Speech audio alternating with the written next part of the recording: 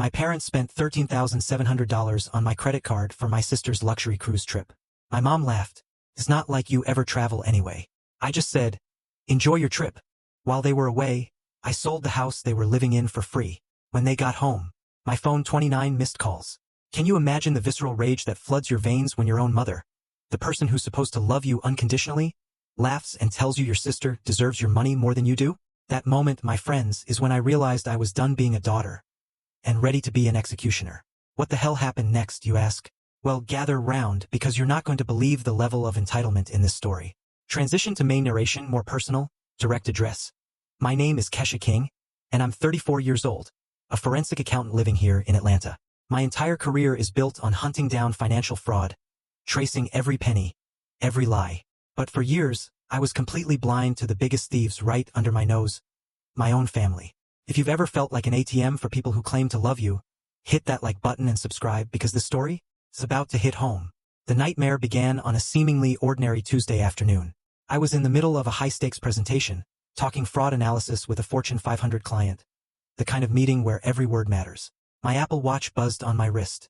I glanced down, expecting an email, maybe a text from a colleague. Instead, I saw a fraud alert from my bank. $13,700 charged to Royal Caribbean Cruises. My blood ran cold. This wasn't just any card. It was the emergency credit card, the one I had given my parents strictly for medical emergencies, for life or death situations. Not a cruise. I excused myself from the boardroom, my hands trembling, not from fear, but from a pure, unadulterated, burning rage that started deep in my gut. I practically ripped my phone from my pocket and dialed my mother. Bernice. She answered on the second ring, her voice chirpy and bright, completely oblivious, completely unbothered. Mom, I whispered, forcing my voice steady as I stood in the sterile office hallway. Did you just charge $14,000 to my card? And she laughed, just a light, airy chuckle, like I was being dramatic. Oh, Kesha, stop being so dramatic, she replied, and I could practically hear her rolling her eyes. It's Tiana and Chad's anniversary. They've been having such a hard time lately, with Chad's art career stalling. Tiana really needs a break from all that stress. We booked them the owner's suite on the new mega cruise ship. It's a gift from the family. A gift from the family? I repeated, my voice rising despite my efforts. You mean a gift from me? I didn't agree to this. That card is for emergencies. Mom, this is theft. Bernice let out a long theatrical sigh, the kind she always saved for when she thought I was being utterly unreasonable. You make 6 figures, Kesha. You sit in that fancy office all day while your sister struggles to keep her marriage alive. Why are you so stingy? Tiana is the sensitive one. She needs this luxury to feel like herself again. Besides, it's already booked, non-refundable. Just pay it off. You won't even miss it. I hung up the phone. I hung up before I said something that would get me fired, or worse, make me regret it. I told my boss I had a family emergency, which technically was true. Then I drove. I drove across town to the 4-bedroom colonial house I had bought 3 years ago. The house I let my parents, my sister, and her husband live in for absolutely zero rent. As I pulled into the driveway, my stomach dropped. It looked like a circus. Suitcases everywhere. Designer luggage I knew Tiana couldn't afford, stacked high on the porch. An Uber XL was idling, engine purring, ready for takeoff. Tiana was standing there in a wide-brimmed hat and a white sundress, looking like she was about to do a Vogue photo shoot.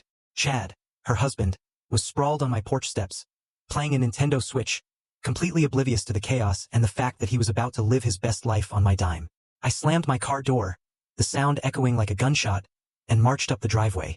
My mother stepped out of the front door, beaming, until her eyes met mine. Her smile faltered. Oh, look, Tiana, she chirped, forcing cheerfulness. Your sister came to see you off. Isn't that sweet? I stepped past my mother, crossing the threshold of the house I had purchased with my first big bonus check. The smell hit me instantly.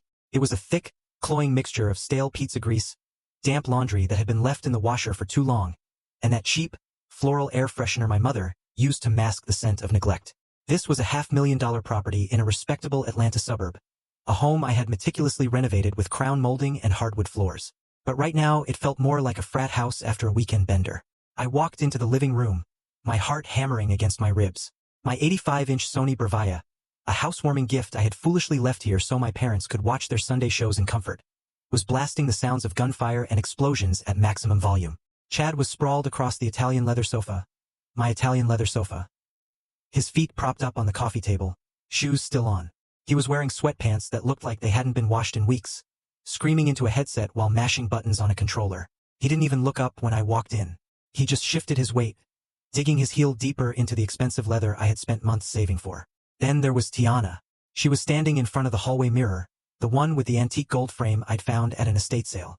She was modeling a neon pink bikini that looked like it cost more than my weekly grocery budget, turning side to side to check her angles. She looked radiant, healthy, and completely unbothered by the fact that her luxurious lifestyle was being funded by grand larceny. "Do you think this is too much for the pool deck?" she asked, speaking to her reflection rather than to me or her husband. She smoothed her hands over her hips, admiring herself. And that's when I realized, with a sick, sinking feeling, that she genuinely believed she deserved this. She believed the world owed her this trip. I marched over to the television and, without a word, yanked the power cord directly from the wall. The screen went black. The room fell into a sudden, ringing silence. Chad jumped up, throwing his headset onto the floor. "Hey, what is your problem, Kesha? I was in a ranked match. You stole $13,000 from me," I said, my voice low and dangerous, shaking with the effort to keep from screaming. "You are going to cancel this trip right now. You are going to get every single penny refunded, or I am calling the police and reporting credit card fraud." My father, Otis, shuffled into the room from the kitchen.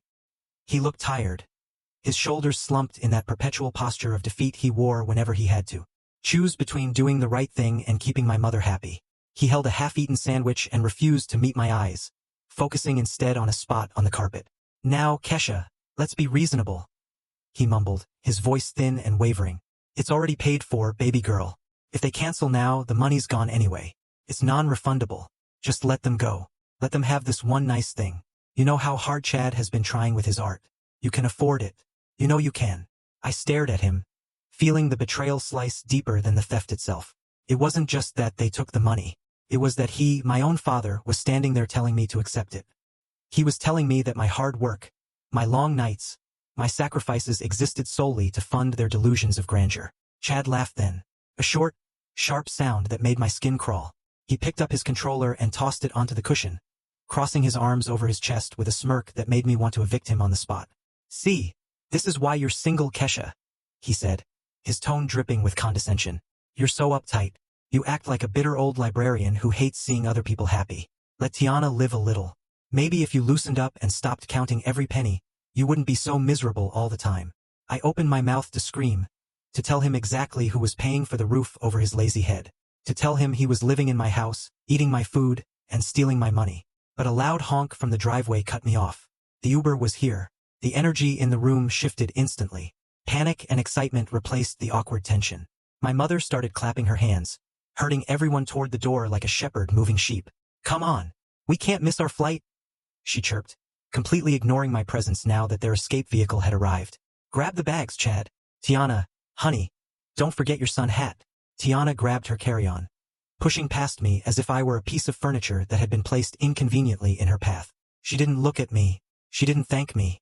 She just focused on the door, her eyes bright with the promise of a vacation she hadn't earned. Chad followed her, shouldering a backpack and shooting me one last mocking grin as he brushed by. They streamed out the door, a parade of pure entitlement, leaving a wake of silence behind them. My mother stopped on the porch just for a second. I thought for a brief, foolish moment that she might apologize, that she might hug me and say she'd pay me back. But she didn't. She just looked back over her shoulder, adjusting her sunglasses. "Since you're here, make sure you lock up tight when you leave," she called out, her voice breezy and casual. "And maybe water the plants in the sunroom. They look a little dry. Watch the house for us. Okay?" The door slammed shut, leaving me standing alone in the silence of the home I paid for, surrounded by their mess, the echo of their laughter fading as the car drove away. The silence that filled the house after the Uber drove away was heavy and suffocating. My hands were still shaking, but the red-hot rage that had threatened to consume me a moment ago began to cool into something harder, something much more dangerous. I looked at the 85-inch television, still sitting on the wall. The urge to pick up a heavy vase and smash the screen into 1,000 glittering shards was almost overwhelming. I wanted to destroy everything they had touched. I wanted to rip the curtains off the rods and overturn the furniture. But I didn't move. I closed my eyes and took a deep breath, forcing my heart rate to slow down. I'm a forensic accountant. I don't act on impulse. I don't throw tantrums. I gather evidence. I build a case. And then I execute.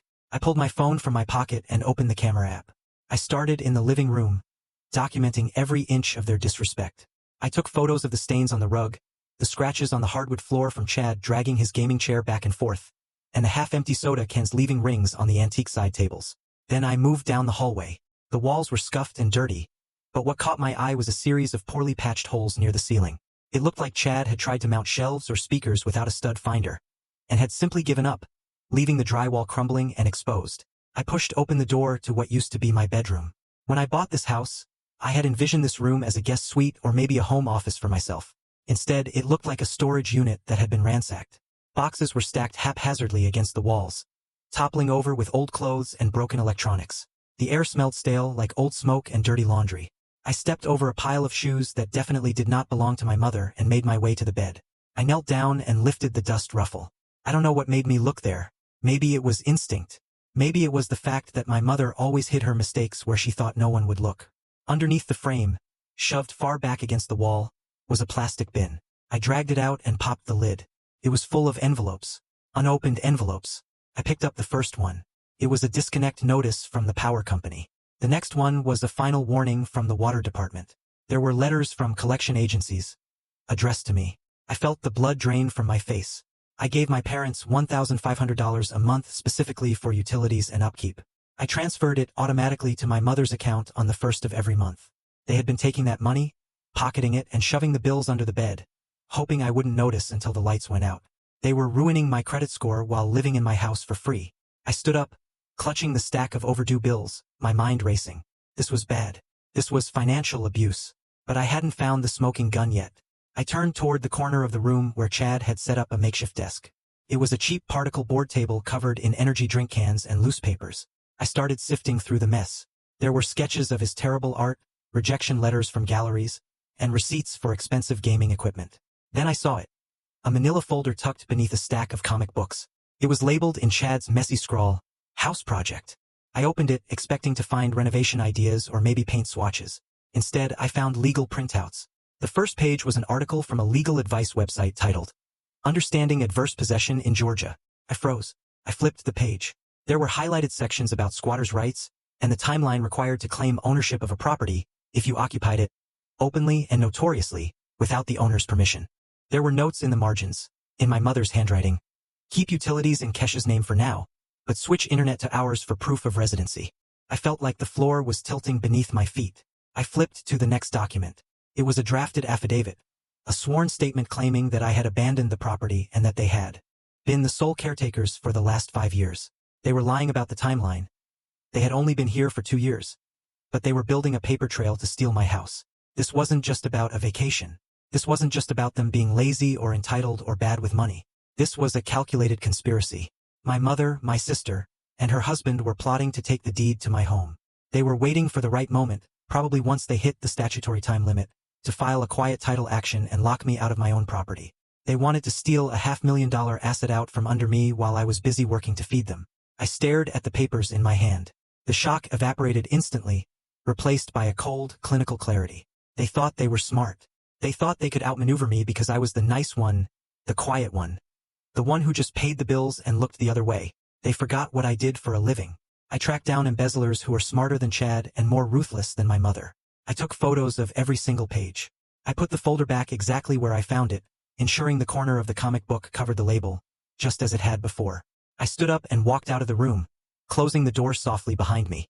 I went to the kitchen and poured myself a glass of water, drinking it in one long swallow. Then I picked up my phone. I didn't call my mother. I didn't call the police. I scrolled past my family contact list and tapped on the number for my attorney. It was time to go to war. This was no longer a family dispute. This was an attempted robbery, and I was about to catch them in the act. The phone rang once, twice, and then a sharp, professional voice answered. "This is Robert." "Robert," I said, my voice steady and devoid of emotion. "I need you to prepare a sale agreement immediately. I'm selling the house on Maple Drive today, and I need to know the eviction laws for guests who have overstayed their welcome, because I'm about to make 3 people homeless." Robert listened to my discovery in silence for a full minute before he finally spoke. His tone was professional but grim, the voice of a man who had seen too many family disputes turn into legal bloodbaths.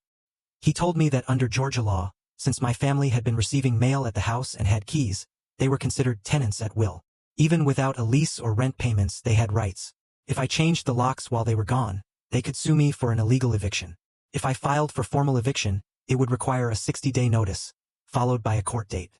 And with the adverse possession documents I found, they could tie this property up in litigation for 6 months, maybe even a year. They could live there for free while I paid the legal fees to fight them. I felt a cold knot tighten in my stomach. 6 months.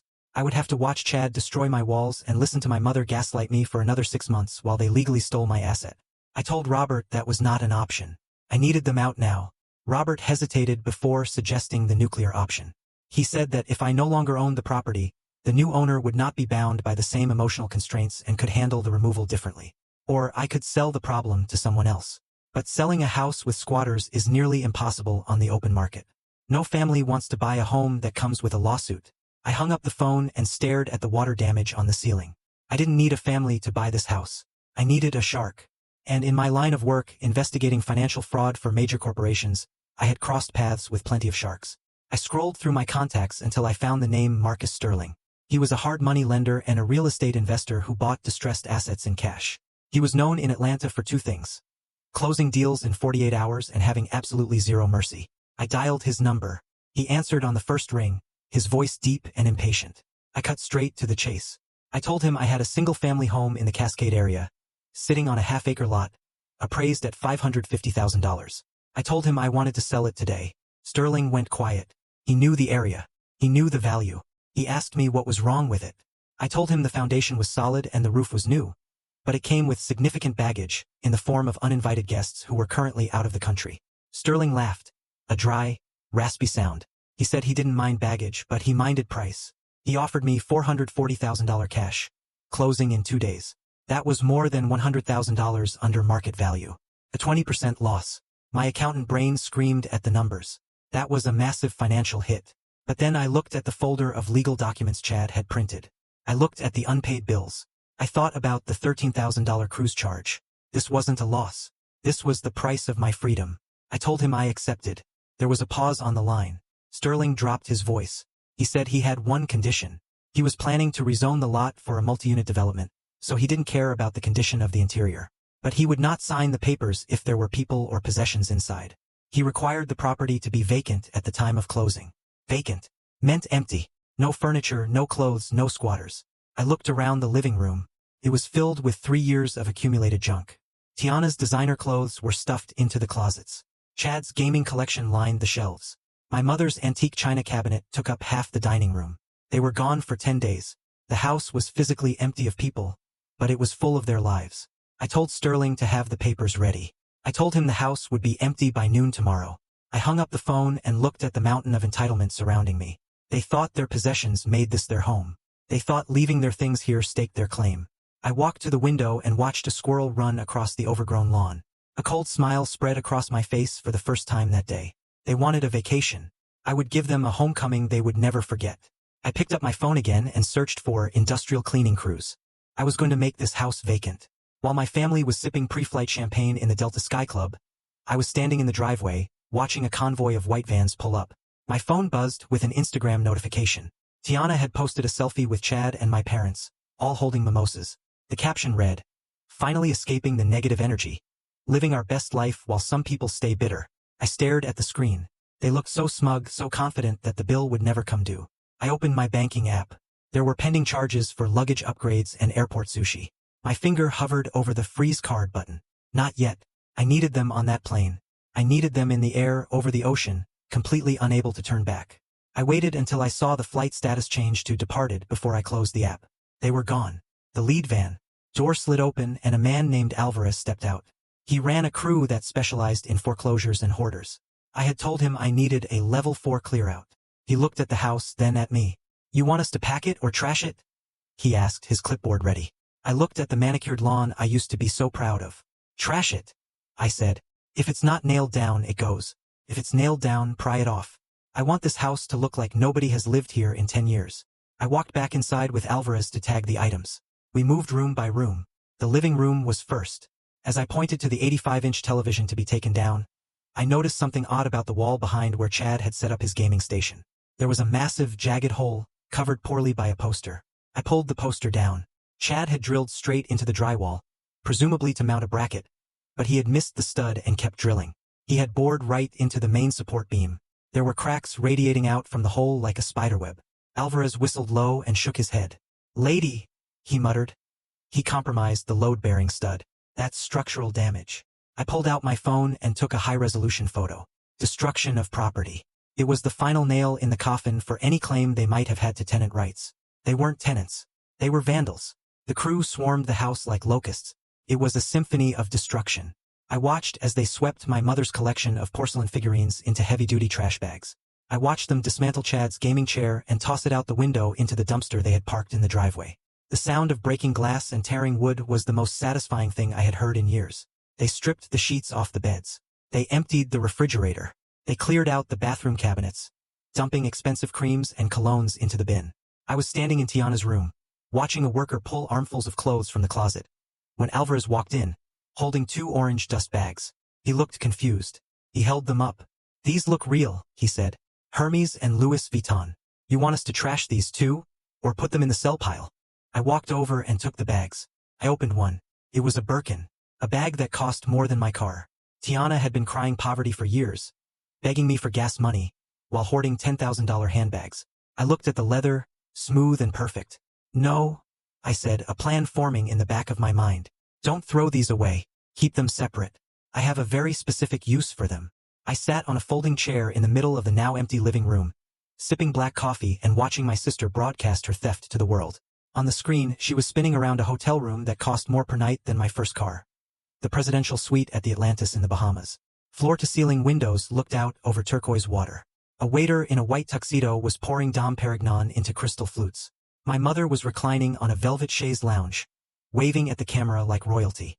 "We're just so blessed," Tiana chirped, blowing a kiss to her followers. "Sometimes you just have to treat yourself. Because you deserve it."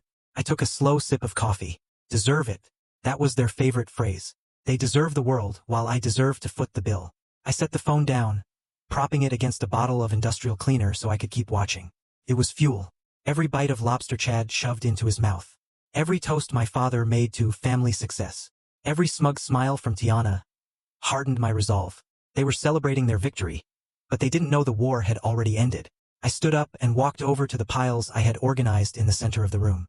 Alvarez and his crew had done the heavy lifting, clearing out the trash and the furniture, but I had reserved the final sorting for myself. It was a forensic audit of their lives. First was the storage pile. Despite everything, I wasn't a monster. I picked up a box containing my mother's old photo albums and my father's collection of jazz vinyls. These were the only things of real value in the entire house, not monetary value, but the kind you can't replace. I taped the box shut and labeled it clearly. I had rented the smallest, cheapest storage unit on the outskirts of town, a 10 by 10 metal box with no climate control. It was safe enough, but they would have to drive 45 minutes to retrieve their memories. It was a kindness they didn't earn, but one I granted for the sake of the little girl I used to be, who loved them. Then I turned to the profit pile. This was much more interesting. I picked up a pair of limited edition sneakers Chad had left in the hallway. Resale value, $400. Into the bin. I found Tiana's collection of sunglasses. Gucci, Prada, Ray-Ban, all bought while she claimed she couldn't afford health insurance. Into the bin. I gathered Chad's gaming consoles and a stack of mint-condition video games. Into the bin. I worked methodically, checking prices on eBay and Poshmark as I went. My mental calculator was running. The $13,700 cruise charge was just the principal. I was also recovering the interest, the emotional damages, and the cleaning fees. Every item I added to the sell pile was a small clawback of my dignity. On the screen, Tiana was now giving a tour of the bathroom, showing off the jacuzzi tub. "I'm never coming home," she giggled. I smiled at the phone. "You're right about that, Tiana," I said to the empty room. "You definitely are not coming home to this address." I checked the time. It was 2 o'clock in the afternoon in Atlanta. That meant it was dinner time in the Bahamas. They would be heading down to one of the resort's 5-star restaurants soon, ordering the most expensive items on the menu, confident that the magic plastic card would cover it all. It was time. I picked up my phone, closing the Instagram app. I opened my banking app one last time. The pending charges were stacking up. Spa treatments, cabana rentals, room service. They were burning through my credit limit with impressive speed. I took a screenshot for the police report I would file later. Then I dialed the number for customer service.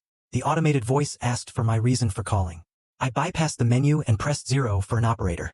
I waited on hold, listening to the smooth jazz music, tapping my fingers against my leg. My heart was not racing. My hands were not shaking. I felt completely calm. It was the calm of a person who has already pulled the trigger and is just waiting for the bullet to land. "Thank you for calling Chase Sapphire Support. This is Brenda," a cheerful voice said. "How can I help you today, Miss King?" "Hi, Brenda," I said, my voice crisp and professional. "I'm calling to report a stolen card. I have reason to believe there are several fraudulent transactions being made in the Bahamas right now. I need you to cancel the card immediately and flag all recent activity as unauthorized." "Oh my goodness. I'm so sorry to hear that," Brenda said, her typing clicking in the background.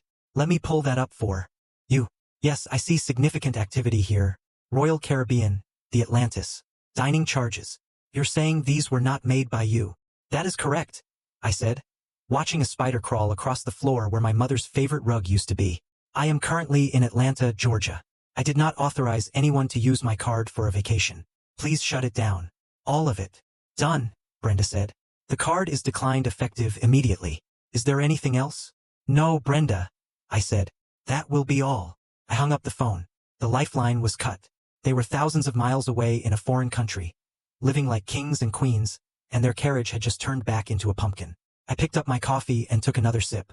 Tasted better than champagne. In the Bahamas, sun had set, and my family was seated at the best table in the resort's signature seafood restaurant. I could picture it perfectly because Tiana had posted a story 10 minutes ago captioned, "Eating like royalty." They had ordered the seafood tower, the Wagyu beef, and another bottle of vintage champagne. They were laughing, toasting to their good fortune, and probably making jokes about how I was back in Atlanta working while they lived the dream. My father was likely relaxing back in his chair, feeling like a king, while Chad was probably already complaining that the service wasn't fast enough. Then the bill came. I imagined the waiter approaching, a polite smile on his face, holding the leather folder. My mother would have waved her hand dismissively, telling him to put it on the room, which was linked to my card. The waiter would have nodded and walked away. 5 minutes later, he would have returned. The smile would be tighter this time, a little less genuine. I imagined the hushed whisper, the lean in so the other tables wouldn't hear. "I'm sorry, ma'am, but the card was declined." My mother would have laughed, a nervous, high-pitched sound. "Try it again," she would say. "It must be a mistake. It's a platinum card." The waiter would try again. Declined. Then the panic would start. My father, Otis, would step up, trying to save face. He would pull out his own credit card, the one he kept for emergencies. What he forgot, or maybe chose to ignore, was that his credit was ruined years ago by a bad investment scheme. I had co-signed for that card to help him rebuild his score. I was the guarantor. When I called the bank, I froze that one too. Declined. My phone began to vibrate on the folding chair beside me. It started as a single buzz, then another, then a continuous, angry hum that rattled against the metal. I looked at the screen. Mom, Mom, Mom, then Tiana, then Chad, then Dad. The names flashed by in a frantic parade. They were calling me. They were texting me. Caps lock on. "Pick up the phone, Kesha. What is going on? The cards aren't working. We're at dinner. Fix this now." I watched the screen light up the dark living room. 1 missed call, 5 missed calls, 10, 29 missed calls in the span of 12 minutes. It was a beautiful display of desperation. For years, I had been the one waiting by the phone, hoping for a call back, hoping for an invitation, hoping for a thank you. Now the roles were reversed, and I had absolutely no intention of answering. I picked up the phone, but not to take the call. I went into my email settings.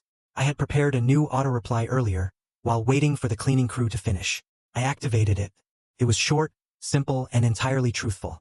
It read, "I am currently unavailable as I am busy disposing of assets to cover outstanding debts. I will not be checking messages. Please leave a voicemail." I hit save. Back in the restaurant, the situation was deteriorating. I knew the protocol for high-end resorts when payment fails.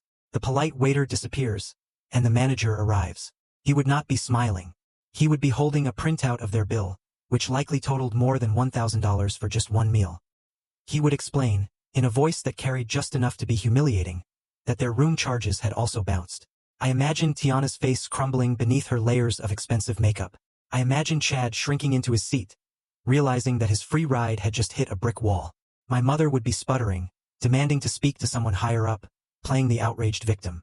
But the computer didn't care about her outrage. The computer only cared about the zero balance authorized on the card.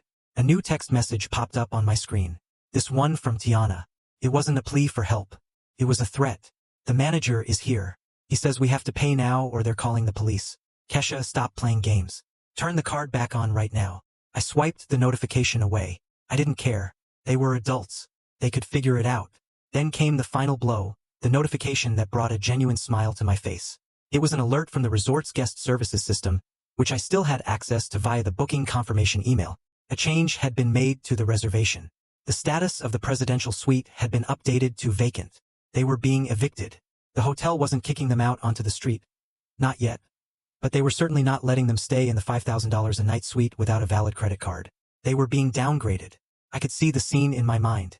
The manager standing firm, 2 security guards hovering in the background just in case things got loud. He would be giving them a choice. Pay the outstanding balance of $14,000 immediately, or pack their bags and move to a standard room, the smallest one available, facing the parking lot, until they could settle the debt. And they would have to do it now while the lobster was still getting cold on the table. The sun rose over Maple Drive, illuminating the cardboard signs I had staked into the lawn at dawn. I had spent the night sorting, tagging, and pricing every single item my family had left behind. It was a labor of hate, but it was necessary. I taped a large neon poster board to the mailbox. It read simply, "Huge moving sale. Cash only. Everything must go." I wasn't looking for top dollar. I was looking for speed. I needed to liquidate their assets to cover the debt they had racked up in my name. I lined up Chad's sneaker collection first. He had spent years curating it. Limited edition Jordans, Yeezys, pairs he had never even worn. He treated them better than he treated my sister. I slapped a sticker on the first pair. $20. The next pair, $20. I went down the line, pricing thousands of dollars worth of footwear for the price of a takeout lunch. Next came Tiana's handbags, the Louis Vuitton tote she bought instead of paying her car note, $50. The Gucci crossbody she claimed was a gift from a wealthy friend, $40. I arranged them like soldiers on the grass, waiting to be marched away. By 8 o'clock in the morning, the first cars started slowing down. The sharks of the neighborhood, the early bird garage sale hunters, smelled blood in the water. But the first person to actually walk up the driveway was Mrs. Jenkins. She lived 3 houses down and knew everything about everyone. She was the unofficial mayor of Maple Drive, and exactly the person I needed to see. She eyed the pile of designer goods and then looked at me, her brow furrowed in confusion. "Kesha, honey," she said, clutching her robe tight against the morning chill. "Is everything all right? I thought your parents and Tiana were on a cruise. I saw them leave yesterday with all that luggage. Why are you selling Chad's shoes?" I looked at Mrs. Jenkins, and I did not flinch. I decided in that moment that I was done protecting their reputation. They certainly hadn't protected mine. "They are on a cruise," I said, my voice loud enough for the couple browsing the handbags to hear. "They stole my emergency credit card and charged $13,700 to it without my permission. They are currently in the Bahamas, spending money they don't have." Mrs. Jenkins gasped, her hand flying to her mouth. "You're joking. Stealing from their own daughter." "I wish I was," I continued, picking up a stack of Chad's video games. "But it gets worse. While I was cleaning out the house yesterday, I found legal documents in Chad's desk. They were building a case for adverse possession. They were planning to sue me to take the title of this house, because they've lived here rent-free for 2 years. They wanted to steal my home, Mrs. Jenkins." The news rippled through the small crowd that had gathered like an electric shock. In a tight-knit community like this, word traveled faster than light. Mrs. Jenkins' face hardened. She looked from me to the pile of belongings. "That is despicable," she spat out. "After everything you've done for them. I remember when you bought this place for them so they wouldn't have to downsize." I nodded, piling more clothes onto the table. "That's why I'm selling everything. I'm recouping the stolen money, and then I'm selling the house. They are not coming back here." Mrs. Jenkins nodded slowly, a look of fierce solidarity crossing her face. She reached into her pocket and pulled out a wad of cash. "Well, then let me help you out. I'll take that mixer for my granddaughter, and I'm gonna call the girls. We need to get this stuff sold." Within an hour, the lawn was swarming. The neighbors were not just buying. They were supporting. It became a community event, a rally against ingratitude. People were buying things they didn't even need, just to put cash in my hand. I watched Chad's sneaker collection disappear in 20 minutes. Tiana's handbags were gone in 30. The cash box I had set up was filling rapidly. I was keeping a running tally in my head. $5,000, $8,000. We were getting close. Then a neighborhood kid, a boy named Leo, who mowed lawns in the summer, walked up the driveway. He was eyeing the stack of electronics I had saved for last. He stopped in front of Chad's pride and joy, the PlayStation 5. Chad played on it every single day, screaming at the TV while I paid the electric bill. Leo looked at it with longing, then looked at his crumpled grass-cutting money. "How much is the game system?" he asked, his voice quiet, expecting to be turned away. I looked at the console. I thought about Chad sitting on my couch, ignoring me while he played. I thought about the holes in the wall. I looked at Leo, a good kid who worked hard. $50 bucks, I said. Leo's eyes went wide. $50? Are you sure? I smiled. Positive. But you have to take all the games, too. Get them out of my sight. He scrambled to hand me the cash, his hands shaking with excitement. As he walked away, hugging the console to his chest like a treasure, I felt a surge of pure vindication. Chad was going to come home to nothing. Absolutely nothing. And I had just covered the cost of their first-class flights.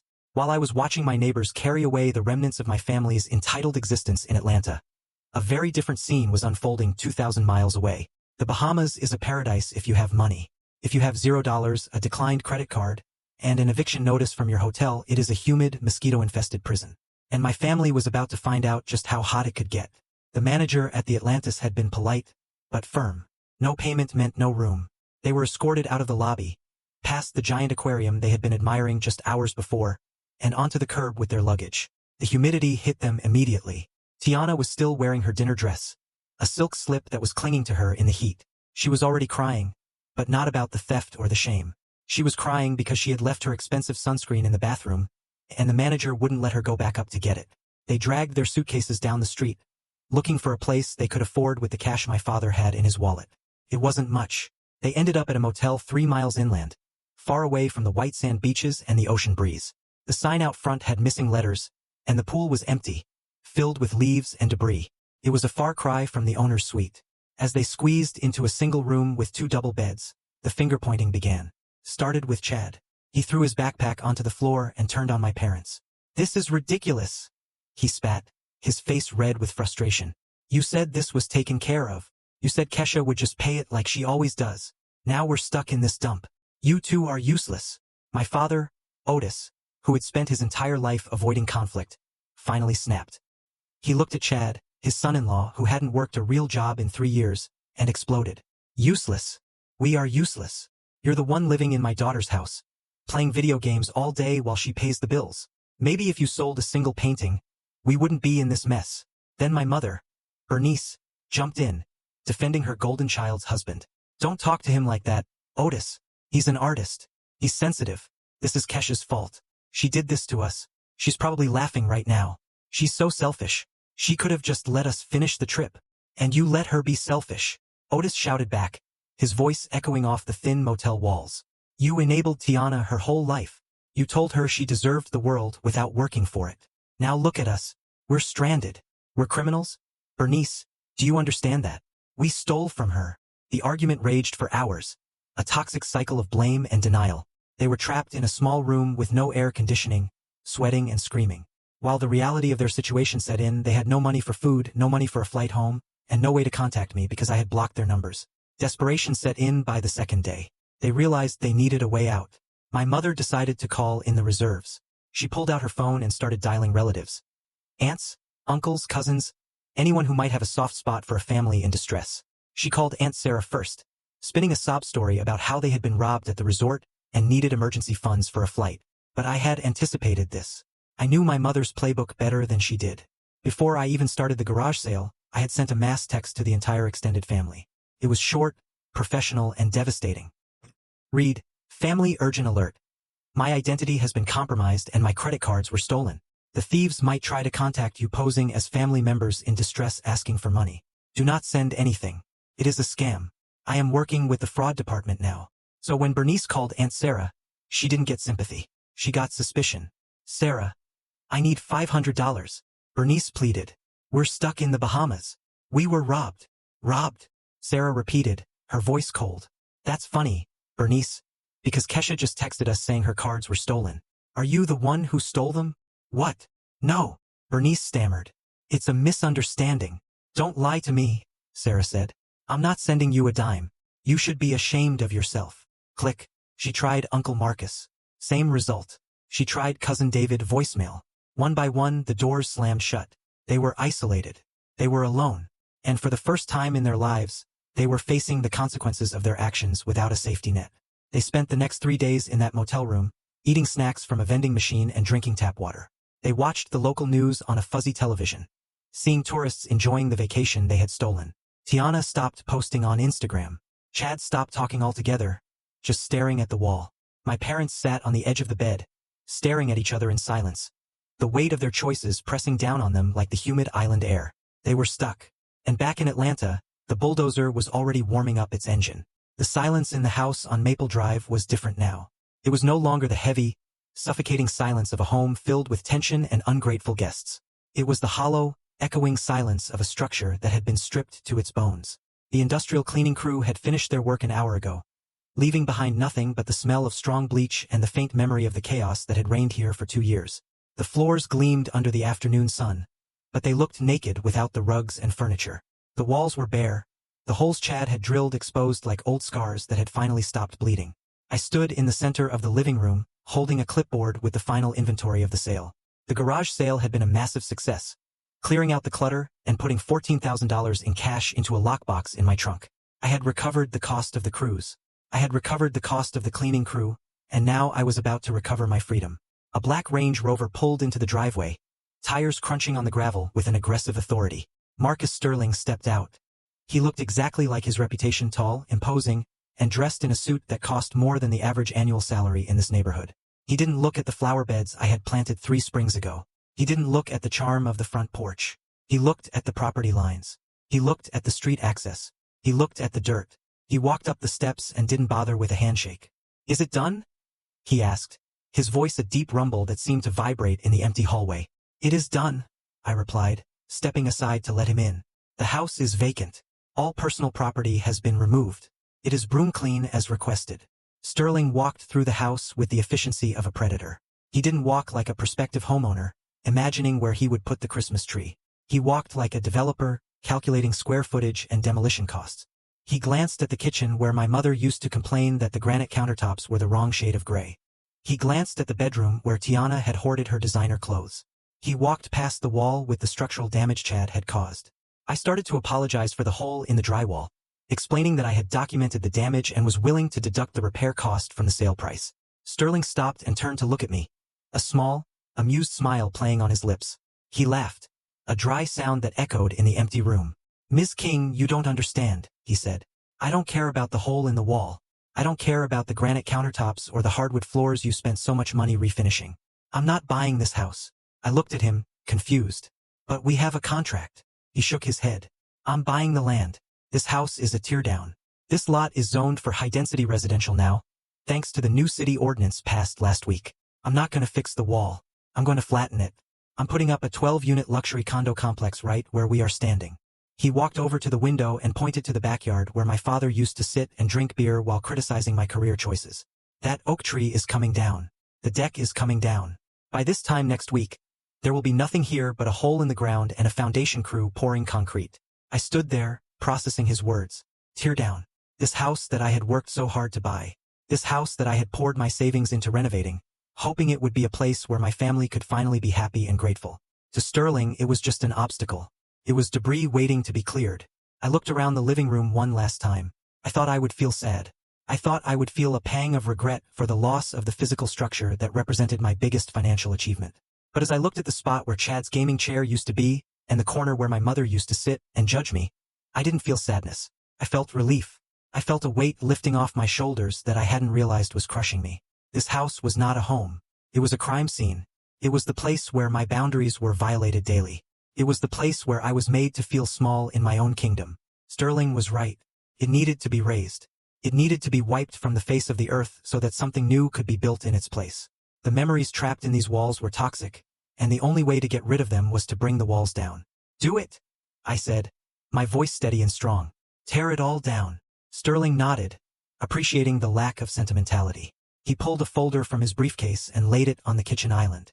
The papers were ready. The title transfer, the bill of sale, the wire transfer authorization. It was a cash deal, fast and brutal. I picked up the pen. My hand did not shake. I signed my name on the line transferring ownership of the property at 124 Maple Drive to Sterling Development Group. With each signature, I felt a cord being cut. I was severing the tie to my parents. I was severing the tie to Tiana and Chad. I was severing the tie to the version of myself that allowed them to use me. Sterling signed the line below mine. He closed the folder and pulled a cashier's check from his inside pocket. He handed it to me. $440,000. It was less than the house was worth on paper, but it was more freedom than I had ever been able to buy. He looked at his watch. The deal is done, Miss King. The wire for the remainder will hit your account within the hour. But you need to understand one thing. He walked to the front door and opened it, gesturing to the street. My crew arrives at 7 a.m. tomorrow. The demolition permits are already pulled. The heavy machinery is being floated in tonight. I'm putting up the construction fencing this evening. You have exactly 24 hours to be completely off this property. And I mean completely. Once that fence goes up, this is a construction site, and anyone on it is trespassing. I took the check and walked out onto the porch. I looked at the driveway where my family had loaded their luggage just 2 days ago, thinking they had one. Don't worry, Mr. Sterling, I said, walking down the steps toward my car. I never want to see this place again. I got into my car and started the engine. I didn't look back in the rearview mirror. I drove away, leaving the empty shell of my former life to the sharks. The journey back to Atlanta for my family was a masterclass in misery. Since I had frozen every card and warned every relative about the potential for fraud, they had no choice but to turn to the only financial institution that would still take their call. A predatory online payday lender. They took out a high-interest loan just to afford 3 one-way tickets on a budget airline that charged for carry-ons and even water. There were no first-class pods or champagne toasts on this trip. They were crammed into the last row of a plane that smelled of recycled air and desperation. Tiana sat in the middle seat between a stranger who fell asleep on her shoulder and Chad, who spent the entire flight complaining that his legs were cramping. My mother, who was used to stretching out in Economy Plus, was forced to hold her designer purse on her lap because she refused to pay the fee to check it. They endured 2 layovers, spending hours sitting on hard airport floors in Miami and Charlotte, sharing a single bag of pretzels because they didn't have enough cash for airport food. By the time they landed at Hartsfield-Jackson International Airport, it was just past midnight. They were exhausted, hungry, and radiating a level of rage that could have powered the entire city grid. They dragged their luggage to the taxi stand because the Uber app was linked to the card I had canceled.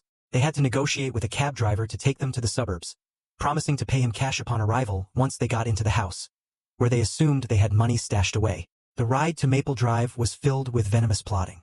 Tiana spent the 40-minute drive listing the ways she was going to make me pay. She vowed to sue me for emotional distress, for theft of services, and for ruining her anniversary. She told my mother that she was going to contact a lawyer first thing in the morning and file a restraining order to kick me out of the house. She was convinced that she had rights, that her presence in my home for 2 years entitled her to ownership. My mother fueled the fire. She sat in the front seat, telling the driver that her daughter was mentally unstable and had suffered a breakdown. She rehearsed the speech she was going to give me the moment she walked through the door. She planned to demand that I reinstate the credit cards immediately and pay for the emotional damage of the trip. She was going to use guilt, manipulation, and the full force of her maternal authority to bring me to heel. Chad just sat in the back, muttering about how he was going to throw my work laptop into the pool the second he got inside. They were so consumed by their fantasies of revenge that they didn't notice the silence of the neighborhood as they approached. They didn't notice the lack of cars parked on the street. They were focused entirely on the confrontation to come. They expected to see the porch light on. They expected to use their keys to open the front door and storm into the living room to wake me up and start the war. The taxi driver turned onto Maple Drive, his headlights cutting through the heavy, humid Georgia night. He slowed down as he approached the address, checking the house numbers. 120. 122. My family leaned forward, anticipating the sight of their sanctuary. They were ready to reclaim their territory. They were ready to punish me for my insolence. But as the taxi pulled up to where 124, Maple Drive should have been, the headlights did not reflect off the familiar white siding or the glass of the front bay window. Instead, the beams of light hit a wall of chain-link fencing, wrapped in green privacy screen. The taxi driver slammed on the brakes, confused. He looked at the GPS, then at the lot. "Is this the right place?" he asked. My family stared out the window. The manicured lawn was gone, replaced by churned earth and tire tracks. The oak tree was gone, and standing in the middle of the lot, looming like a prehistoric beast in the darkness, was the massive yellow arm of a Caterpillar excavator, resting on a pile of rubble. The taxi driver killed the engine, but left the headlights on, illuminating the scene in stark, brutal detail. The white picket fence was gone. The front porch swing, where my mother liked to drink her morning coffee and judge the neighbors, was gone. In fact, half the roof was gone. The house looked like a dollhouse that had been stepped on by a giant. The entire left side, where my bedroom and the kitchen used to be, was missing a gaping wound of exposed insulation and twisted pipes. A massive yellow sign was zip-tied to the chain-link fence. It read, "Property of Sterling Development Group. Construction zone. No trespassing. Violators will be prosecuted." My mother let out a sound that was half scream, half gasp, and slumped against the car door, her eyes rolling back in her head. Otis caught her by the shoulder, shaking her slightly. Bernice, Bernice, wake up. But she was out cold, overwhelmed by the sheer magnitude of the disaster. Tiana scrambled out of the taxi, her heels sinking into the mud at the edge of the driveway. She ran to the fence, grabbing the cold metal links and shaking them violently. My clothes! She screamed, her voice cracking. My shoes, my bags, they're in there. Kesha, you witch, where's my stuff? She rattled the fence again, screaming my name into the empty night as if I were hiding in the rubble, just waiting to let her in. Chad was right behind her, but instead of screaming, he was moving with purpose. He saw a gap where the fence met the neighbor's hedge. He threw his backpack over the top and started to climb, his face set in a grim determination to retrieve whatever was left of his gaming setup. He got one leg over the top rail when a low growl rumbled from the shadows. Two Dobermans, sleek and black as oil, emerged from behind the excavator. They barked once, a deep, guttural sound that vibrated in the air, and charged the fence, teeth bared. Chad fell back onto the pavement, scrambling away on his hands and knees, his face pale with terror. The taxi driver leaned out his window, his patience finally exhausted. Within the hour. But you need to understand one thing. He walked to the front door and opened it, gesturing to the street. My crew arrives at 7 a.m. tomorrow. The demolition permits are already pulled.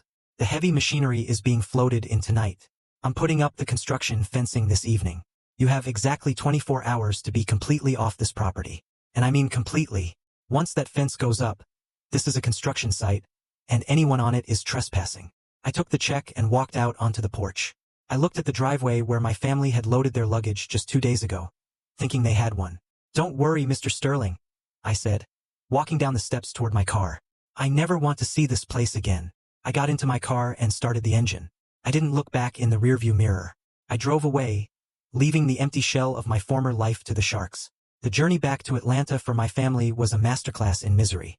Since I had frozen every card and warned every relative about the potential for fraud, they had no choice but to turn to the only financial institution that would still take their call.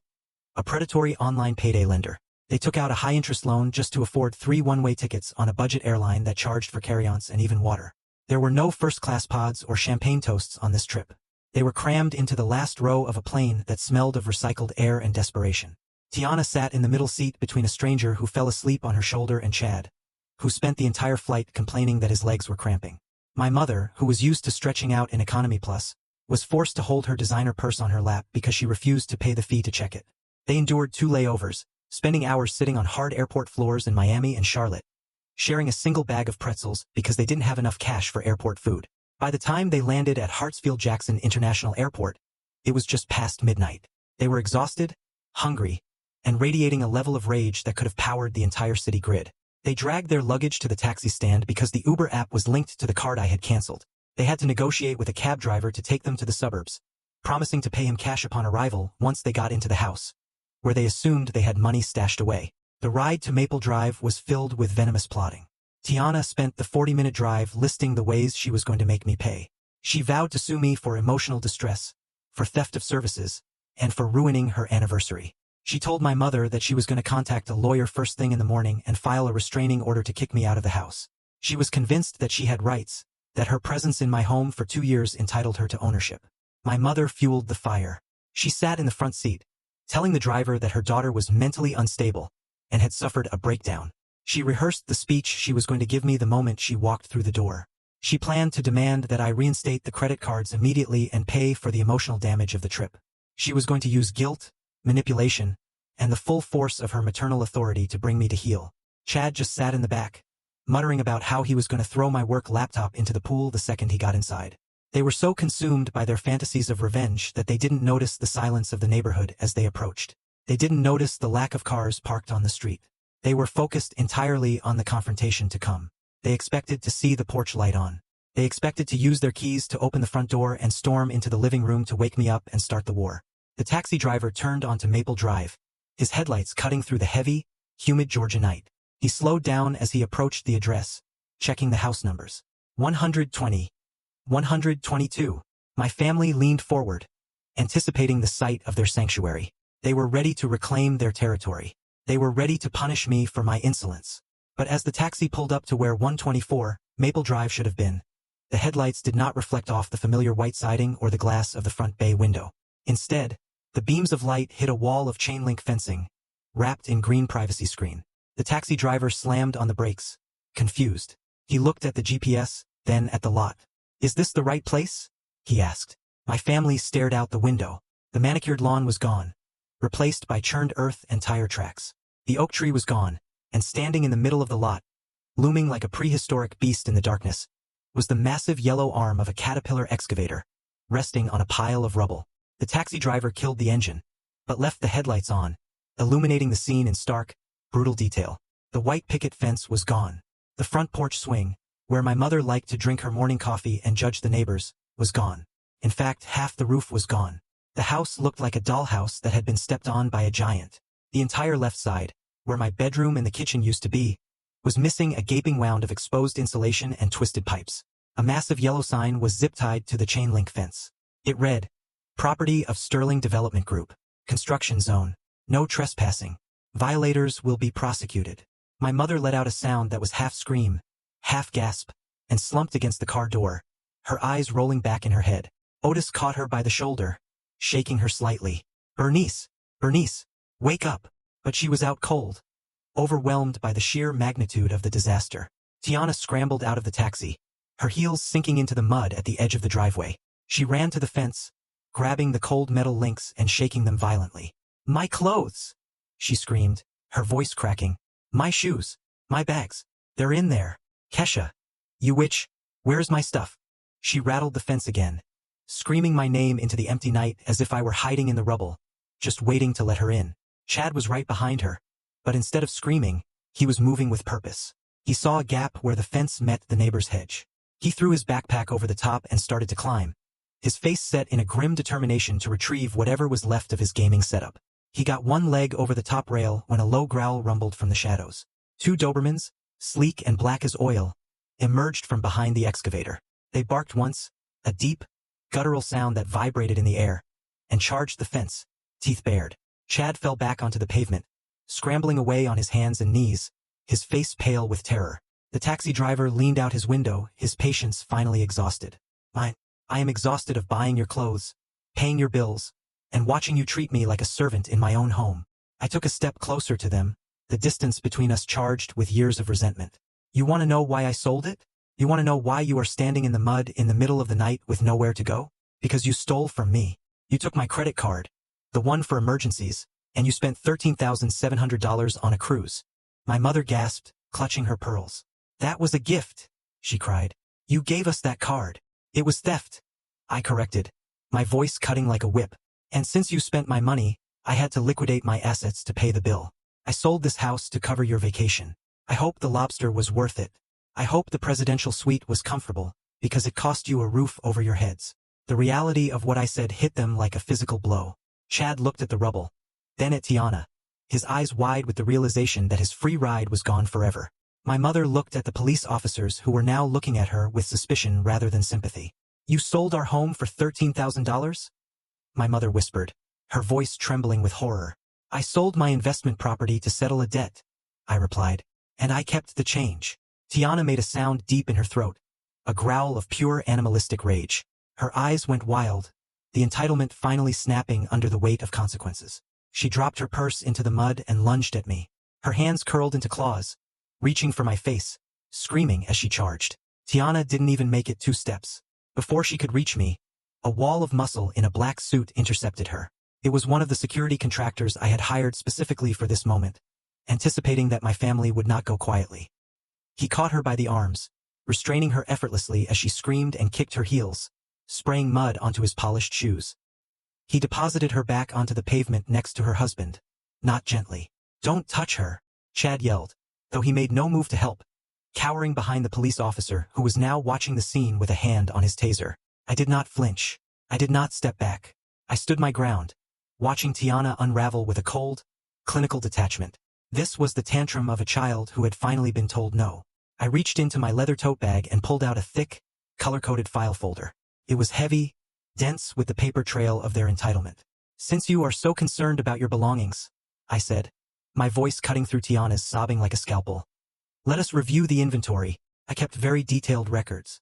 I opened the file, the pages crisp and white under the streetlights. Item number 1. I read, my tone professional, as if I were presenting an audit to a board of directors. 1 Hermes Birkin bag, orange leather. You told everyone it cost $12,000. I had it appraised by a luxury consignment expert. It was a fake, a high-quality knockoff from Canal Street. I sold it for $200 to a college student who wanted it for a costume. Tiana gasped, her face blotchy and tear-streaked. Liar, she shrieked. It was real. Mom bought it for me. Item number 2. I continued, ignoring her outburst. Chad's vintage comic book collection, the one he said was his retirement fund. I had a collector look at it. Most of them were reprints. The ones that were original were water-damaged from being stored in a damp room. I sold the entire box to a neighborhood kid for $500. He seemed very happy. Chad made a strangled noise, clutching his chest as if I had physically struck him. My comics, he whispered. You sold my comics for $500? Item number 3. I went on, flipping a page. Your designer wardrobe, Tiana. Most of it was fast fashion with the label sewn in. I sold it by the pound to a textile recycler. Net profit, $80. I looked at my mother, who was trembling, her eyes wide with horror. And Mom, your antique crystal vase collection. The one you said was a family heirloom. It was mass-produced glass from the 80s. I sold the lot for $50 at the garage sale. I closed the folder with a sharp snap that echoed in the silence. I liquidated everything. Every shoe, every game, every piece of furniture you left in my house. I turned your entire life into cash. I pulled a calculator from my pocket, though I had already done the math a dozen times. Let's look at the final numbers, I said, tapping the keys for effect. Total revenue from the sale of your assets came to $14,000. I looked at them, letting the number hang in the humid air. $14,000. That was the sum total of your material worth. Now for the deductions, I said, my voice dropping lower, harder. The unauthorized charge to Royal Caribbean for your little getaway was $13,700. Then there was the cleaning fee for the industrial crew to haul away the trash you left behind. That was $250. I did the subtraction out loud. $14,000 minus $13,700 leaves $300. Minus $250 for cleaning leaves $50. Then there were administrative costs. Gas, posters for the sale, my time. I reached into my blazer pocket and pulled out a small, crumpled wad of cash. It wasn't a stack of hundreds. It wasn't a check. It was a single $20 bill and a $10 bill. $30, I said, holding the money up so they could see it clearly. This is what is left. This is your inheritance. This is the net worth of your disrespect. My family stared at the money in my hand as if it were a venomous snake. They were paralyzed, stripped of their delusions, forced to confront the mathematical reality of their existence. They had nothing. They were nothing. I took a step forward and tossed the bills onto the wet ground at my mother's feet. They landed with a soft, wet slap in the mud right next to her ruined designer shoes. There's your change, I said, my voice devoid of any warmth or sympathy. Take it. Go get some dinner. I hear the drive-thru at McDonald's is open late. And don't worry about leaving a tip. You can't afford it. My mother stared down at the dirty money, her face crumbling as the absolute finality of my actions hit her. She realized then that there was no coming back from this. There was no apology that would fix it. There was no guilt trip that would work. I had cashed them out. Chad stared at the money, then at me. His face twisted into a mask of ugly, desperate rage. The humiliation was too much. He didn't care about the house anymore. He didn't care about the police. He just wanted to hurt me. You think this is funny? He screamed, stepping toward me, his fists clenched. You think you can just buy us out with $30? I'm going to make you pay for this, Kesha. He lunged. It wasn't the flailing attack of my sister. It was a violent, focused rush. He charged past his wife, past my mother, straight for me. But he never made it. Before he could even raise his fist, one of the police officers tackled him from the side, driving him into the dirt with a bone-jarring thud. Chad grunted in pain as his face was pressed into the gravel. His arm twisted behind his back. Stay down, the officer shouted, his knee in Chad's back. Don't move. I watched without flinching. And then, as Chad struggled against the handcuffs, I saw something fall out of his jacket pocket. A small, clear plastic bag filled with white powder landed in the mud next to the $30. The moment the small bag hit the mud, time seemed to freeze. It was a stark white contrast against the dark Georgia clay. Everyone stared at it.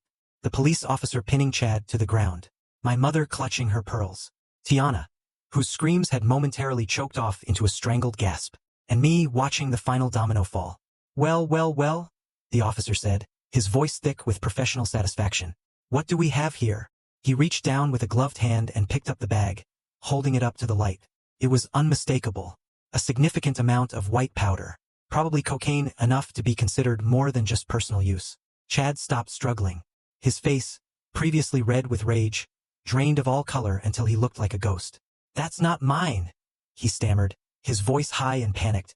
I've never seen that before. She planted it. Kesha planted it. The officer laughed, a harsh bark of disbelief.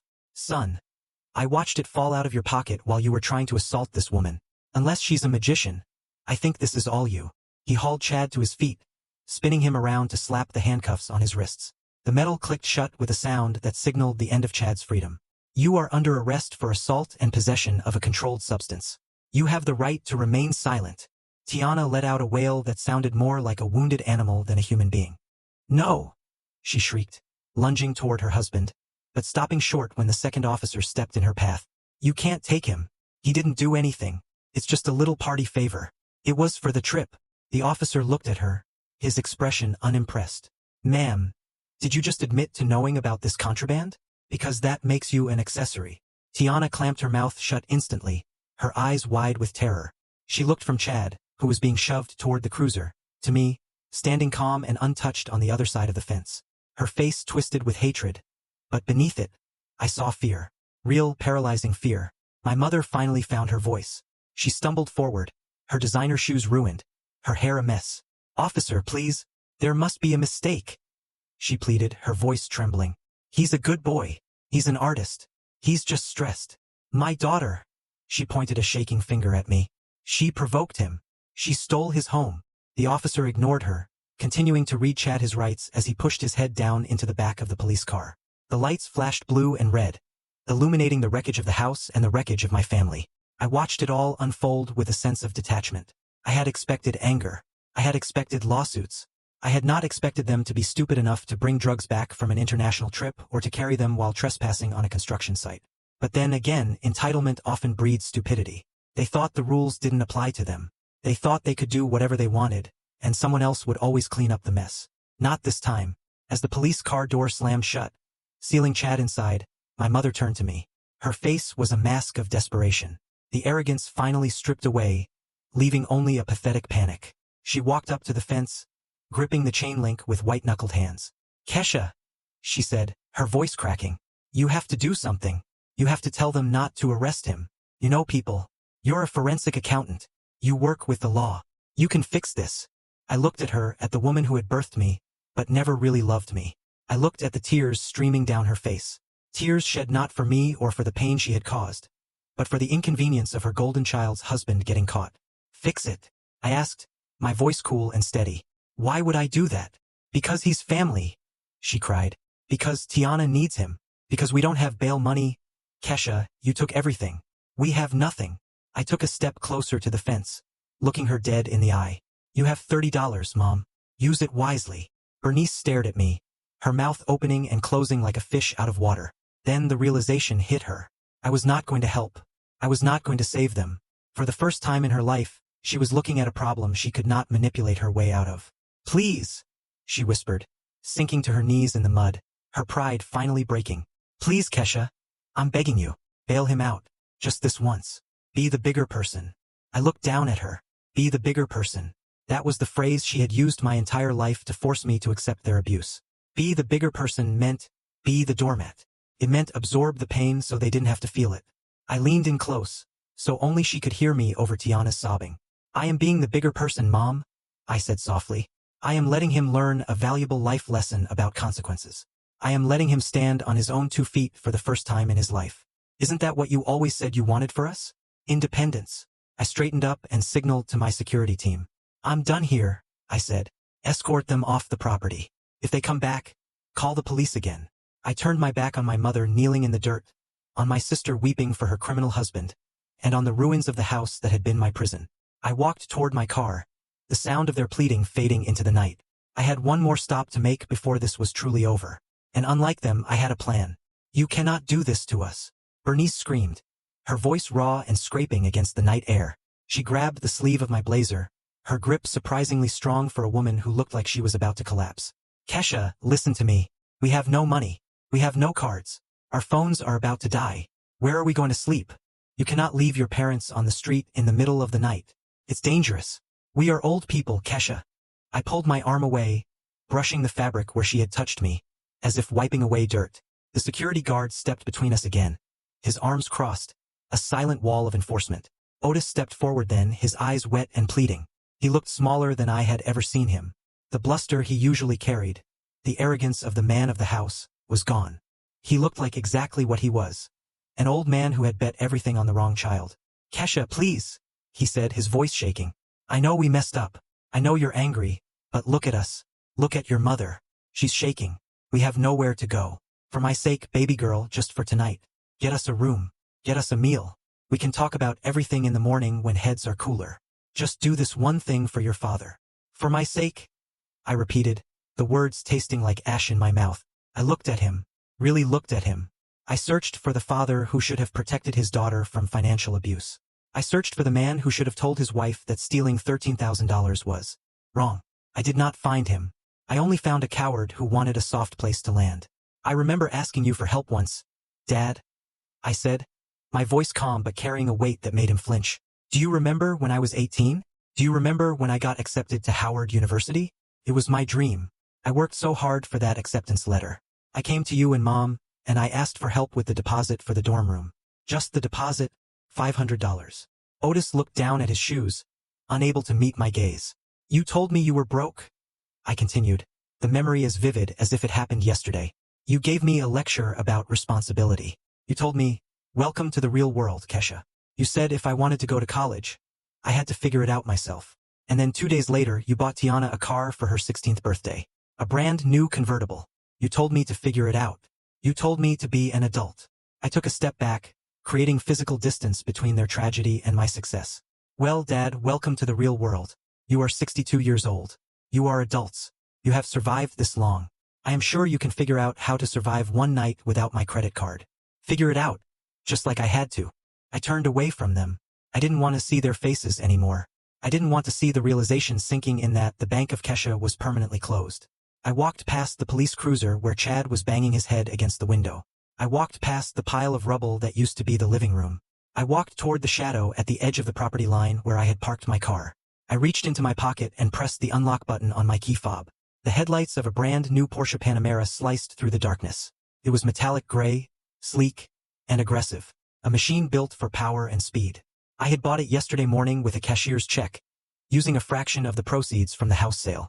It was the first irresponsible, selfish thing I had ever bought for myself, and looking at it now, gleaming under the streetlights, it looked like a trophy. My family gasped. They knew cars. They knew status symbols. They knew exactly how much that car cost. And they knew that the money used to buy it could have solved all their problems. Is that a Porsche? Tiana choked out through her tears, her voice thick with envy and disbelief. You bought a Porsche while we're homeless? I opened the driver's side door, the smell of new leather wafting out to greet me. I didn't buy it while you were homeless, Tiana, I said, sliding into the seat. I bought it while you were on vacation. I slammed the door shut, sealing out the humid night air and the sounds of their distress. I started the engine, the motor purring with a deep, satisfying rumble. I put the car in drive. I didn't look at them as I pulled away. I kept my eyes on the road ahead. I left them standing there in the mud, surrounded by their broken suitcases and the wreckage of their own choices. I left them with nothing but each other, which was exactly what they deserved. As I turned the corner, leaving Maple Drive behind me for the last time, I felt a strange sensation in my chest. It wasn't guilt. It wasn't sadness. It was the feeling of a heavy chain finally snapping. I was free. Back at the construction site, the dust was settling, but the drama was far from over. Tiana watched my taillights disappear into the night. She looked at her husband in the back of the cop car. She looked at our parents huddled together, shivering on their luggage. She realized that crying wasn't working, screaming wasn't working. She needed a new weapon. She reached into her pocket and pulled out her phone. Her battery was at 4%. It was enough. She opened her social media app. She fixed her hair as best she could, wiping the mascara streaks from her cheeks. She tapped the live button. She held the phone up, finding the most pathetic angle with the police lights flashing in the background and the ruins of the house visible over her shoulder. The view count started to tick up. 10 people, 50 people, 200. Guys, she whispered into the camera, her voice trembling with a performance worthy of an Oscar. Please help us. You're not going to believe what my evil sister just did to us. We're on the street. She stole everything. We have nowhere to go. Please, someone help us. I sat in the driver's seat of my Porsche, parked a safe distance down the block, watching the digital train wreck unfold on my phone screen. Tiana was really going for it. She was crying about how I had left them destitute, how I was a monster who hated her happiness. For a few minutes, the comments were sympathetic. People were sending prayers and asking for a Cash App link to donate. Tiana looked at the screen, her eyes lighting up as she saw the potential for a new grift. She thought she had won the narrative. She thought she could cry her way into a new bank account. But she had made a fatal calculation error. She assumed she was the first one to tell the story. She didn't realize that while they were stuck in the airport on their miserable layover, I had already gone public. 2 hours ago, I had uploaded a public post to Facebook, Twitter, and Instagram titled, "The Truth About the Trip." It was not emotional. It was forensic. I attached the screenshots of the $13,000 unauthorized charge. I attached the text messages where my mother admitted to taking the card because Tiana deserved it. I attached the photos of the damage Chad had done to the walls and the legal documents they had drafted to steal my home through adverse possession. I tagged every single family member, every mutual friend, and most importantly, the church pages where my mother spent her Sundays judging everyone else. The tide turned in real time. I watched the comments on Tiana's live stream shift from heart emojis to accusations. One user named Sarah posted a link to my evidence folder. Another user wrote, "Wait, did you really steal your sister's credit card for a cruise?" Then the floodgates opened.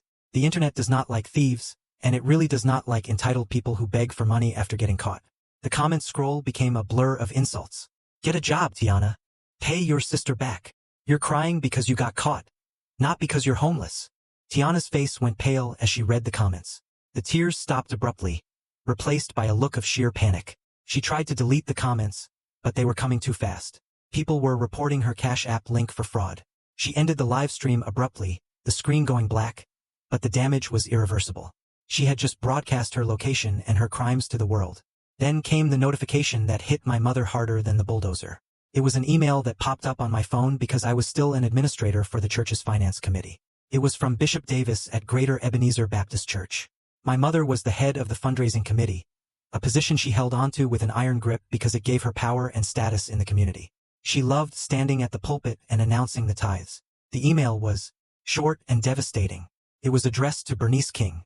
It read, "Dear Sister Bernice, in light of the recent public allegations regarding financial misconduct and family theft, which have brought disrepute to our congregation, the board has voted to remove you from all leadership positions effective immediately. We pray for your soul, but we cannot trust you with the church's finances. Please do not attend service this Sunday as we wish to avoid a distraction." My mother checked her phone, standing there in the mud. I saw her shoulders slump as she read the words. That was it. Her social currency was gone. The reputation she valued more than her relationship with me had been vaporized in seconds. She looked around the empty street, realizing that no one from the church was coming to save her. In fact, they were probably already on the phone gossiping about her fall from grace. They needed to leave the construction site before the police arrested them, too. But they had a new problem. No one would rent to them. They tried to book a room at the Marriott and the Hilton, but their cards were declined, and their names were now flagged in the system because I had reported the fraud to the credit bureaus. They tried to call landlords for a short-term rental, but a quick Google search of their names brought up my post and the viral screenshots. No landlord in Atlanta was going to rent to a family known for destroying property and squatting. They had no choice. They dragged their broken suitcases down the road, walking for 2 miles in the humidity until they reached the highway. There, sitting next to a truck stop, was a motel with a flickering neon sign. It was the kind of place that rented rooms by the hour. The paint was peeling, and the parking lot was full of rusted cars. It was dirty, it was dangerous, and it was the only place that would take cash up front without a background check. They checked into a single room with 2 double beds that smelled like stale smoke and mildew. Tiana refused to sit on the comforter, afraid of catching something. My mother sat in the plastic chair by the window, staring out at the highway traffic, her face a mask of shock. She had gone from the presidential suite in the Bahamas to a roadside motel in less than a week. The fall was absolute. The stress in that tiny room was palpable. They were hungry, tired, and terrified. My father, Otis, sat on the edge of the lumpy mattress, holding his head in his hands. He was sweating profusely even though the air conditioner was rattling away in the window. His face was a grayish color that looked wrong under the harsh fluorescent lights. He tried to stand up to go to the bathroom, muttering something about his chest feeling tight. "Otis, what is wrong?" My mother snapped, her nerves frayed. "Stop being dramatic. We have enough problems. He took one step and then his legs gave out. He grabbed his left arm, his eyes wide with confusion and fear. He tried to speak, but his words came out slurred and unintelligible. He collapsed onto the stained carpet, his body heavy and unresponsive. "Otis!" my mother screamed, dropping to her knees beside him. She shook him, but he did not respond. Tiana stood in the corner, paralyzed, watching her father struggle to breathe on the dirty floor of a cheap motel. The consequences of their greed had finally taken a physical toll. My mother fumbled for her phone, her fingers slipping on the screen as she dialed 911 for the second time that night. But this time it was not a false alarm. The hospital waiting room smelled of antiseptic and despair. It was Grady Memorial, the public hospital where the uninsured and the desperate ended up. My father was in a room down the hall, stabilized but still weak from the minor stroke he had suffered in the motel. The doctor said it was stress-induced, exacerbated by high blood pressure he had neglected for months. He was going to live, but his recovery would be slow and expensive. I sat in the uncomfortable plastic chair, my back straight, my expression unreadable. I had arrived 30 minutes ago after receiving a frantic voicemail from my mother. She had begged, pleaded, and cried into the phone, saying they had no insurance because she had let the policy lapse to pay for Tiana's wedding dress 2 years ago. She said the hospital was demanding a deposit for Otis's treatment, and they had nothing. Bernice walked into the waiting room, her eyes red-rimmed and puffy. She spotted me and rushed over, relief washing over her face like a wave. "Oh, Kesha, thank God you came," she sobbed, reaching for my hands. I pulled them away before she could touch me. She froze, looking hurt. "Kesha, please," she whispered. "Your father is sick. We have no money. They're talking about transferring him if we can't pay. You have to help us just this once. We'll pay you back. I swear." I looked at her, at the woman who had birthed me but never nurtured me. I saw the fear in her eyes, but I also saw the calculation. She still thought this was a negotiation. She still thought she could leverage my guilt. I stood up, smoothing my skirt. "I'm not here to give you cash, Mom," I said, my voice low so the other families wouldn't hear. "I'm here to close the account permanently." I reached into my bag and pulled out a thick envelope. I handed it to her. "What is this?" she asked, her hands trembling as she took it. "Open it," I said. She tore open the flap and pulled out the documents, her eyes widening as she read the first page. It was a legal notification of financial disassociation. It stated clearly that I was removing myself as a guarantor from every loan, every credit card, and every insurance policy associated with their names. It also included a cease and desist order, preventing them from using my name or credit for any future transactions. But below that was a receipt from the hospital billing department, paid in full. "You paid it?" she gasped, looking up at me in disbelief. "You paid for his treatment?" "I paid for his stabilization and 3 days of care," I corrected. "I paid $7,000. Consider it the final payment on my debt to you for raising me. Consider it the last act of a daughter who tried." Bernice started to cry again, tears of relief mixing with shame. "Oh, Kesha, thank you. I knew you loved us. I knew you wouldn't abandon us. We can start over. We can fix this." I shook my head, cutting her off. "No, Mom, we cannot fix this. This is not a fresh start. This is a funeral." I walked past her toward the hallway that led to my father's room. I needed to say this to him, too. I walked into the room where Otis was lying in the bed, hooked up to monitors. He looked frail and small, stripped of the arrogance that had defined him. Tiana was sitting in the corner, scrolling on her phone, ignoring him. When she saw me, she jumped up, her eyes narrowing. "What are you doing here?" she spat. "Come to gloat." I ignored her and walked to the bedside. My father opened his eyes. He looked at me, and for a second, I saw regret. "Kesha," he rasped. I placed my hand on the rail of the bed, not touching him. "Dad, I paid your bill for this stay. You will get the care you need." Dropping an octave. "Tiana, I am not jealous. I am exhausted. I am exhausted of being your bank. I am exhausted of funding your lifestyle while you mock for now. But after you are discharged, you are on your own. I have removed myself from everything. You cannot call me for money. You cannot call me for help." He tried to speak, but I held up a hand. "I am done," I said, my voice breaking slightly just for a moment before hardening again. "I am done being the safety net you cut holes in. I am done being the retirement plan you spent on Tiana. I am done." I looked at my mother, who had followed me into the room. "When I walk out of this door, I am no longer your daughter," I said, my voice ringing with finality. "I am just a stranger who did you a favor. Do not contact me. Do not look for me. Have a nice life." I turned and walked out. I didn't look back. I didn't wait for their apologies or their excuses. I walked down the sterile hallway, the sound of my heels clicking on the linoleum like a countdown to freedom. Behind me in the room, Tiana stared at my retreating back. She did not look grateful that her father was safe. She did not look sorry for the pain she had caused. Her eyes burned with a cold, toxic envy. She looked at the receipt on the table, the proof of my wealth and power, and she clenched her fists. She was not done. She had lost the house. She had lost her husband to jail. She had lost her reputation, but she still had her rage. And as she watched me leave, she made a silent vow. She was going to make me pay for winning. 1 month later, the peace I had cultivated was shattered, not by a phone call, but by a scene straight out of a reality show. I was in my office on the 35th floor of the downtown high-rise. My new promotion came with a corner view and a dedicated assistant. We were in the middle of a strategy meeting, discussing a high-profile embezzlement case, when the commotion started in the lobby. I could hear shouting even through the glass walls. I stood up and walked to the door, my team looking at me with concern. Down the hall, security was struggling with a woman who was screaming my name. It was Tiana. She looked unhinged. Her hair was a mess. Her clothes were wrinkled, and she was holding a sign made of cardboard that read, "Kesha King is a thief." She had decided that public humiliation was her only remaining card. She saw me and broke free from the guard, running down the corridor. "You ruined my life," she shrieked, her voice echoing off the marble floors. "You put my husband in jail. You made us homeless. You owe me, Kesha. You owe me everything." I did not move. I did not flinch. I watched her run toward me, a desperate woman who had never learned that actions have consequences. Before she could reach me, 2 more security guards tackled her, pinning her to the plush carpet. She kicked and screamed, spitting insults and threats. "Call the police," I said to my assistant, my voice calm, "and get a restraining order." Tiana was arrested for trespassing, harassment, and disorderly conduct. It was not her first time in a police car, but it would be the one that broke her. While she was in the holding cell, she received a letter from Chad's lawyer. He was filing for divorce.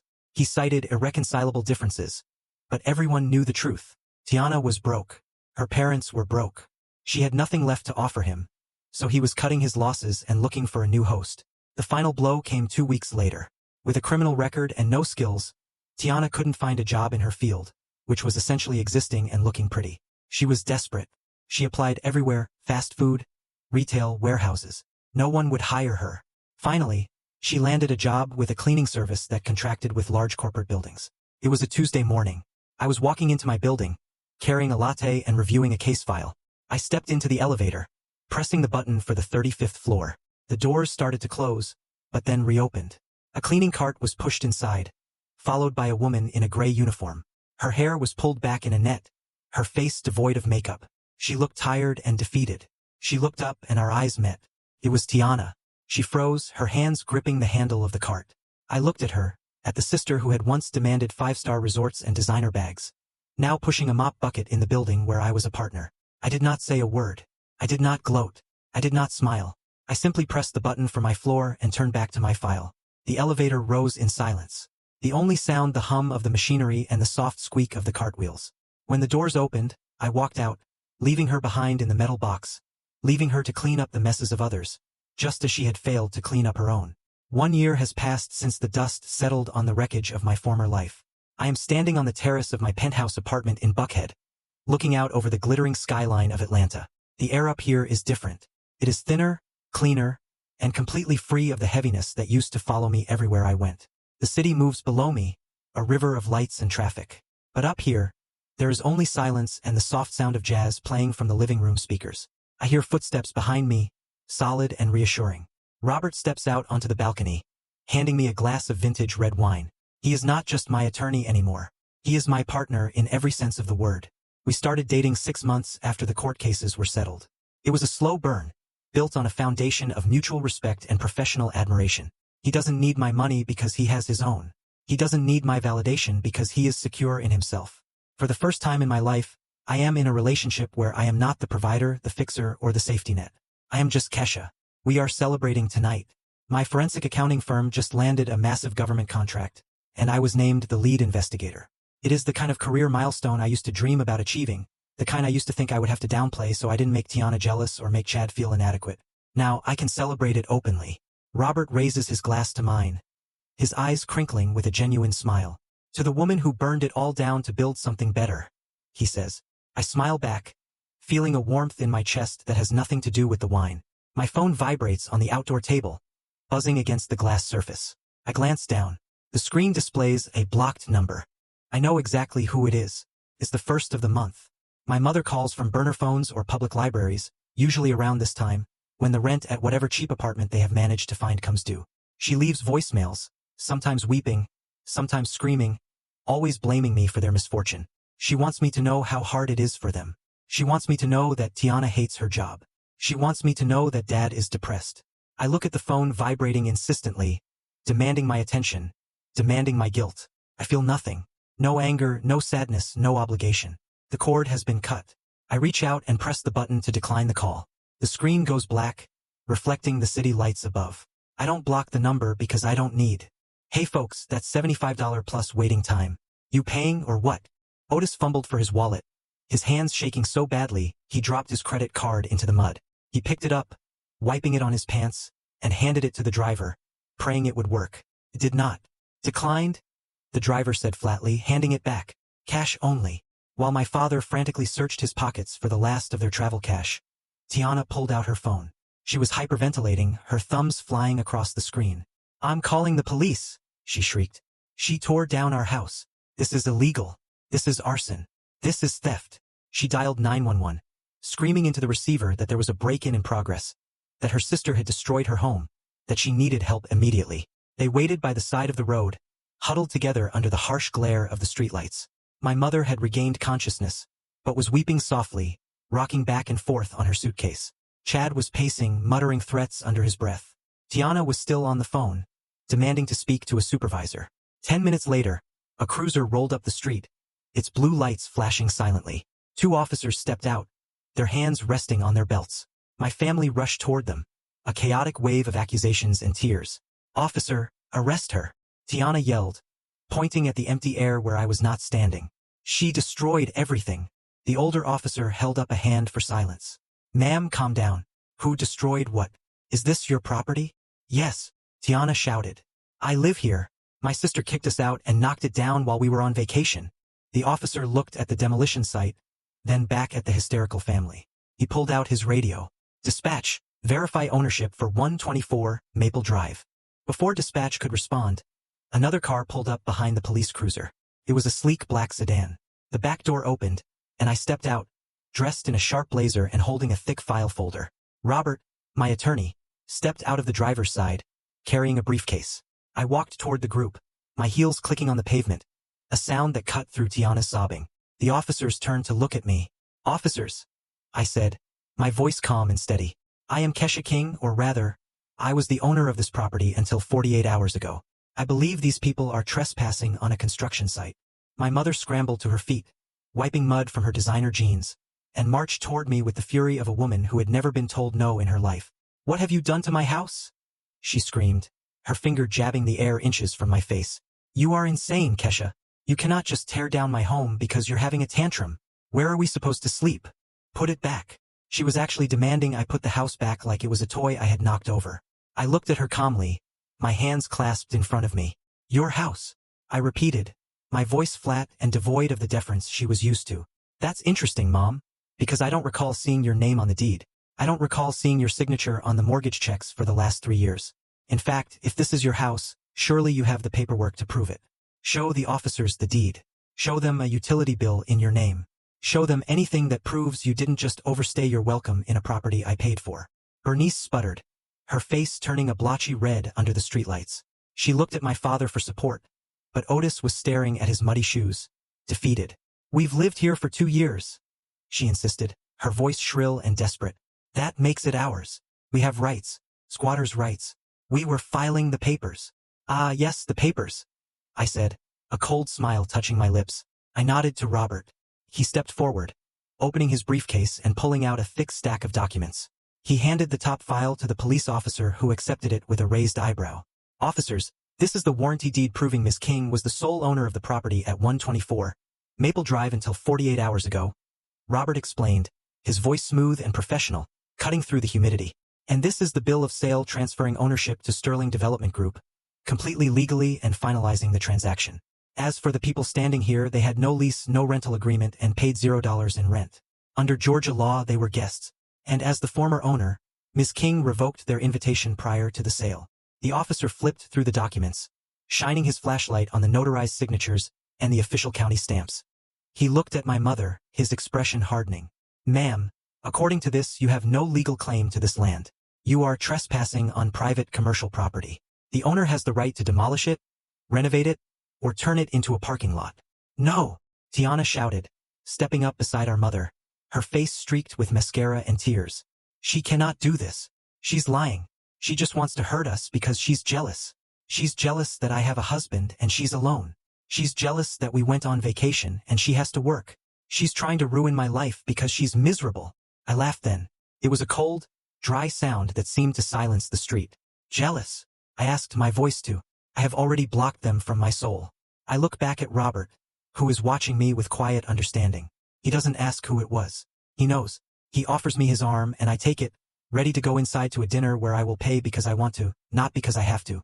I look out at the city one last time, thinking about the house on Maple Drive that is now just a memory under a new condo development. I think about the money I lost, the time I wasted, and the love I poured into a bottomless pit. It was a high cost, but as I stand here in my beautiful home, with a man who loves me and a career that fulfills me, I realize it was a bargain. I lost a house to realize the value of freedom. That is the cheapest price I have ever paid. Don't ever let anyone, even family, leverage your kindness against you. Your generosity is a gift, not an obligation. And if they cannot respect the giver, they do not deserve the gift. I turn my back on the view and walk inside, closing the sliding glass door firmly behind me, leaving the noise of the world outside where it belongs. Outro music starts, fading in softly. Kesha's journey teaches a brutal but necessary truth. Toxic family members will drain you until you're empty if you let them. Real love does not require you to sacrifice your dignity or financial security to prove your loyalty. By selling the house, she didn't just recoup her losses. She bought her freedom. The most expensive thing she ever owned was the guilt that kept her tethered to people who only valued her utility. Sometimes you have to burn the bridge to stop the enemy from crossing. Letting go wasn't a loss. It was the ultimate gain. So, tell me, what would you have done in my place? Have you ever had to draw a hard line with family? I really want to know what you think. Drop your thoughts in the comments below.